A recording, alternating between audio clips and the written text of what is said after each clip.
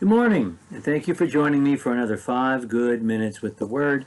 I'm Barry Bryson, and we're continuing our study of the neglected books of the New Testament by beginning a study of 2nd and 3rd John. We just finished up a study of Philemon, and 2nd and 3rd John have a lot in common with the book of Philemon. 2nd and 3rd John were written, I believe, quite clearly by the Apostle John. Whoever wrote 1st John and the Gospel of John wrote 2nd and 3rd John. The style, the vocabulary, everything about the expression of these texts tell us that they're by the same author, although some doubt.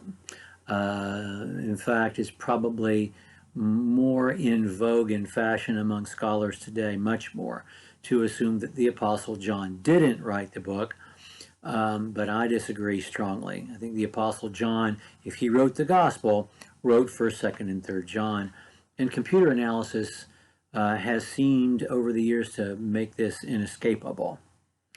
It was written at the end of the 1st century, as was the Gospel of John and 1st John. These two books were written at the end of the 1st century, in the 90s probably, which means John is a very old man, which is exactly how he introduces himself. In both letters, he calls himself John, the old guy.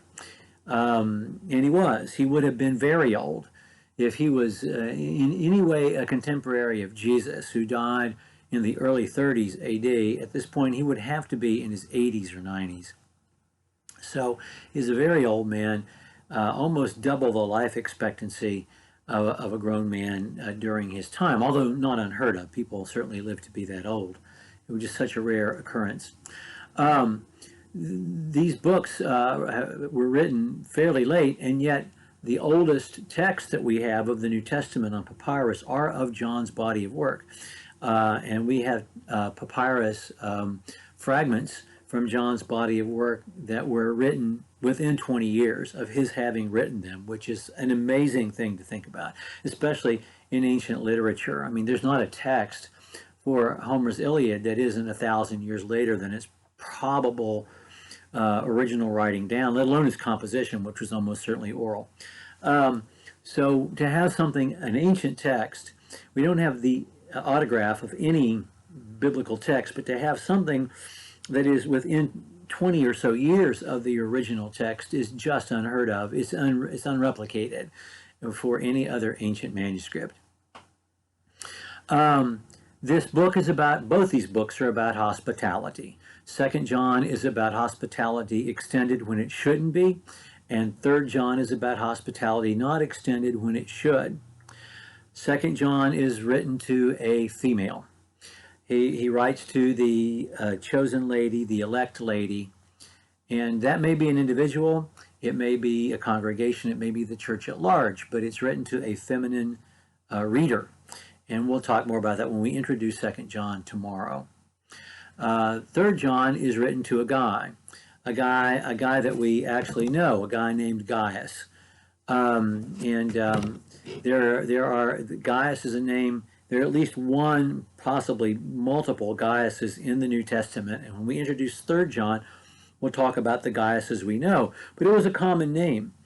And so this might be a Gaius that we're meeting for the first time. As I said, both of these books are about hospitality. The 2nd John is written about hospitality being extended when it should not be. And this is because there are false teachers in the world. The subject of 2nd John is false teaching. That's the problem that is addressed in the letter. And not extending hospitality, not enabling, not participating in the work of false teachers. The problem in 3rd John has nothing to do with persecution and really nothing to do with false teaching. According to the text, it has everything to do with male egos and the trouble that male egos cause, which is equally as much damage over the years as probably the other two combined. And we see that addressed in 3rd John. And this is about a guy who wants to be the big shot, who will not extend hospitality or allow anyone else to to people whom he is afraid might horn in on his business. And John trying to address that. Both these letters have a lot in common with Philemon. Philemon was written to an individual. It's unique among Paul's body of work because although he wrote other personal letters like 1st and 2nd Timothy and Titus, those were written to preachers, young men who were his sons in the faith.